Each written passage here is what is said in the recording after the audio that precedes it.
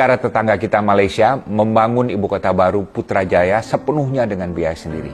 Myanmar juga tidak meminta pertolongan internasional ketika membangun ibu kota baru di Naypyidaw. Demikian juga Kazakhstan ketika membangun ibu kota barunya di Astana, dan juga Pakistan ketika memindahkan ibu kotanya ke Islamabad. Baik bagi negara maju maupun negara berkembang, mereka semua menganggap bahwa pembangunan ibu kota mereka adalah sepenuhnya urusan dalam negeri mereka dan masalah kedaulatan, bahkan masalah martabat dan harga diri bangsa. Karena itu saya menghimbau, mari kita bangun IKN dengan mengedepankan azas kemandirian. Kalau ada kerjasama teknis dengan pihak di luar negeri, yang pasti akan ada dan harus ada, termasuk juga tender perusahaan asing untuk proyek-proyek tertentu, maka ini bisa dihandle oleh menteri atau pejabat terkait. Tapi jangan jadikan bantuan internasional untuk IKN sebagai agenda utama politik luar negeri Indonesia. Karena ini dapat menurunkan derajat kita di mata negara sahabat dan juga bisa menimbulkan politik hutang budi yang kalau kita tidak hati-hati bisa berdampak pada pelaksanaan politik luar negeri bebas aktif Indonesia.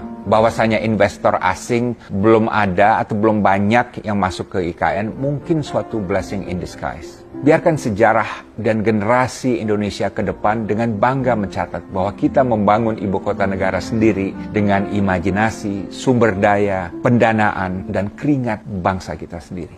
Kalau penerapan azas kemandirian berarti pembangunan IKN akan lebih lamban, tidak apa-apa. Kan tidak ada keperluan khusus di mana pembangunan IKN harus buru-buru selesai. Yang penting, pembangunan IKN harus terus berjalan secara konsisten, rapih, tuntas, dan dengan governance dan integritas yang tinggi. Demikian 3 usulan saya mengenai IKN. 1. Jangan dikaitkan dengan siklus politik Indonesia.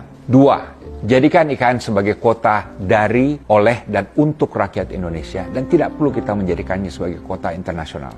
Dan 3. Terapkan azas kemandirian. Jangan sampai pembangunan IKN menimbulkan hutang budi terhadap negara lain. Demikian pandangan saya. Kalau setuju, alhamdulillah. Kalau tidak setuju, terima kasih sudah mendengar.